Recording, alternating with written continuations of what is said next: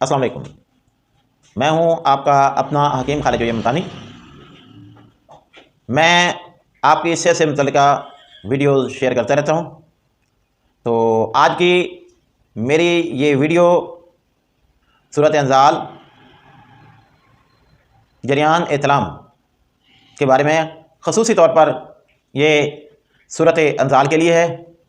सूरत अंजाल के मरीज़ों के लिए ये तिब्ब अकबर का एक इंतहाई कारआमद नुस्खा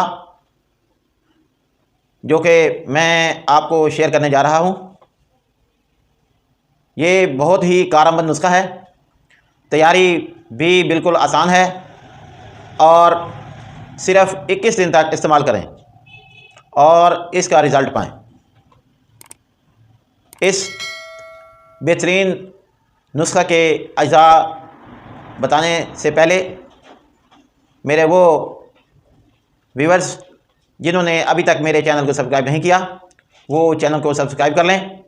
मेरी वीडियो को आखिर तक देखें ताकि इससे भरपूर फ़ायदा उठाया जा सके। इसके अलावा वीडियो को सब्सक्राइब करने से के बाद बेल आइकॉन को भी ज़रूर दबा दें ताकि मेरी हर नई आने वाली वीडियो आप तक पहुंच सके। तो आइए अब चलते हैं नुस्खे के अज्जा की तरफ।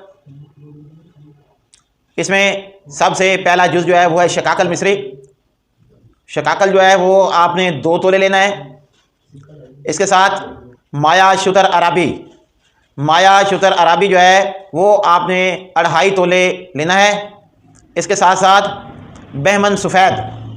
बहमन सफ़ेद जो है ये भी आपने 2.5 तोले लेना है। इन तीनों चीज़ों को कूट पीस कर बारीक कर लें, छान लें। उसके बाद इसमें कदरे शहद मिलाकर इसकी 21 गोलियां बना लें। रोज़ाना की 1 गोली जो है वो आपने दूध 1 गिलास में 3 से 4 चम्मच जो है वो शहद खालिस जो है छोटी मक्खी का वो इसमें शामिल करके इसे इस्तेमाल करें। इंशाअल्लाह 21 रोज़ के बाद बेहतरीन रिज़ल्ट पाएंगे। ये शहद जो है वो उन लोगों ने शामिल करना है जो शुगर के मर्ज़ में मुब्तला नहीं है।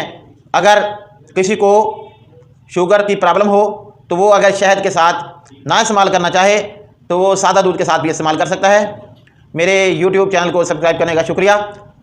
ये मेडिसन या दवाई जो है ये बनी बनाई भी आप मेरे नंबर पर कॉल करके ले सकते हैं। इसके अलावा ये मेरे पीछे एक पेनाफ्लेक्स लगा हुआ है। अगर कोई मेरा व्यूअर दांत दाढ़ के दर्द में मुब्तला है, किसी को सर दर्द, आधा सर का दर्द, दर्द शकीका या कोई और दर्द खा उसकी वजह कोई भी हो है तो वो रब्ता करे। इंशाअल्लाह उसका दर्द जो है वो थोड़ी ही देर में रूहानी तौर पर उसको दूर किया जाएगा। अल्लाह ताला शिफा देने वाला है। इंशाअल्लाह अल्लाह ताला शिफा देगा। तो व्यूअर्स मेरी वीडियो को आखिर तक देखने का शुक्रिया।